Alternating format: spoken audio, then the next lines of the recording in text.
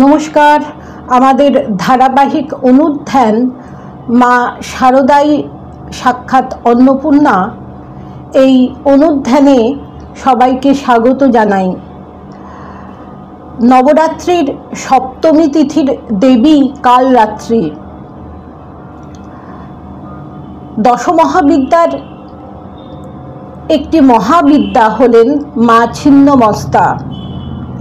তিনি নিজের সৃষ্টিকে নিজেই ভক্ষণ করেন, নিজের রুধি নিজে পান করেন। তার ছিন্ন মস্তক কিন্তু তিনি জীবন্ত। আদ্যাশক্তি মহামায়া সৃষ্টি স্থিতি প্রলয় করেন। শ্রীরামকৃষ্ণ বলতেন, গিন্নির কাছে যেমন নেতা কাঁথার হাড়ি থাকে, আদ্যাশক্তি প্রলয়ের পর সৃষ্টির বীজ সেই রকম একটি হাড়িতে কুড়িয়ে রাখেন। দেবী কালরাত্রি বিঘ্ন নাশিনী। তিনি কাঁটার মালা গলায় পরেন যাতে সন্তানের জীবন নিষ্কণ্টক হয়। এই প্রসঙ্গে শারদেশানন্দজির স্মৃতিকথাটি আমরা আলোচনা করব। তিনি লিখেছেন, মনে পড়ছে সেই সামান্য কিন্তু অসাধারণ ঘটনাটি। মা শারদা তখন জয়রামবাটিতে, শরীর অসুস্থ, 60-এর উপর বয়স, রাত তখন গভীর, 1-1:30 হবে। হঠাৎ মহারাজের ঘুম ভেঙে যায়। তিনি ঘর থেকে দেখলেন উঠোনে আলো দেখা যাচ্ছে। তার মনে হলো অত রাত্রে উঠোনে আলো কেন।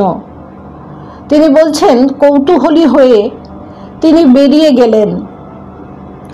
উঠোনে লণ্ঠন নিয়ে কে যেন মাটিতে কি করছে। কাছে গিয়ে দেখেন মা। তিনি একটা খন্তা নিয়ে মাটি থেকে খোলামকুচি ইটের টুকরো তুলে একটি ঝুড়িতে রাখছেন। সেবক অবাক, মা এসব কি করছেন? তিনি বললেন, মা এসব কি করছেন আপনি?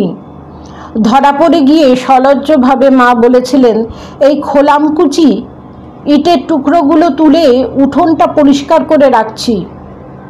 সেবক বললেন, কেন মা? মা বললেন, বাবা আস্তে কথা বলো, সকলের ঘুম ভেঙে যাবে। তিনি বিনিদ্র রজনী জেগে ইটের টুকরো খোলামকুচি সরিয়ে রাস্তা পরিষ্কার করছেন, অথচ সেবককে জোরে কথা বলতে বারণ করছেন, পাছে সন্তানদের ঘুমের ব্যাঘাত হয়।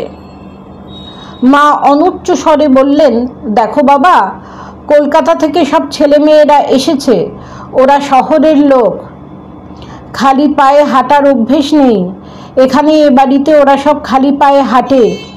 ওই তো একজনের খোলামকুচিতে পা কেটে গেল, তাই আমি খোলামকুচি ইটের টুকরোগুলো তুলে উঠোনটা পরিষ্কার করে রাখছি, যাতে বাচ্চাদের পায়ে না লাগে। সেবক ব্যস্ত হয়ে বললেন, সে তো আমরাই করতে পারতাম, আপনি কেন রাত্রে না ঘুমিয়ে এসব করছেন? মা বললেন, হ্যাঁ বাবা, তোমরা তো করতেই পারোই, সব কাজ তো তোমরাই করো, তোমরাই করছো। সারাদিন কাজ করে তোমরা পরিশ্রান্ত হয়ে ঘুমোচ্ছ, আমার তো কাজ নেই, তাই তোমরা ঘুমিয়ে পড়লে আমি একটু করছিলাম। সেবক বললেন, বেশ, এবার আপনি খন্তাটা দিন, আমি করছি, আপনি ঘরে গিয়ে বিশ্রাম করুন।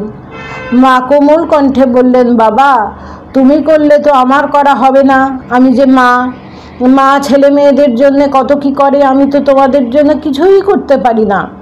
যাও বাবা, তুমি ঘুমো, আর হয়ে এসেছে, আমি বাকিটুকু করে নিই। এরপর সেবক আর কি বলবেন, তার দুচোখ বেয়ে তখন অশ্রু ঝরছে। তিনি ভাবছেন, এই না হলে সকলের মা। তিনি তো শুধু উঠোনের কণ্টকি পরিষ্কার করে দিচ্ছেন না, তার সকল সন্তানদের চলার পথের সকল কণ্টককে এইভাবে অতন্দ্রভাবে পরিষ্কার করে রাখছেন, চিরকালের জন্যে রেখেছেন, রাখছেন এবং চিরকাল রাখবেন। তাই নবরাত্রির সপ্তমী তিথির দেবী কালরাত্রি তিনি স্বয়ং মা শারদা, যিনি কাঁটার মুকুট পরেন যাতে সন্তানের জীবন পথের সব কাটা দূর হয়। নমস্কার। প্রাণারাম প্রাণারাম প্রাণারাম প্রাণারাম প্রাণারাম প্রাণারাম। কি যেন লুকানো নামে তাই মিষ্ট এত তব নাম প্রাণারাম প্রাণারাম।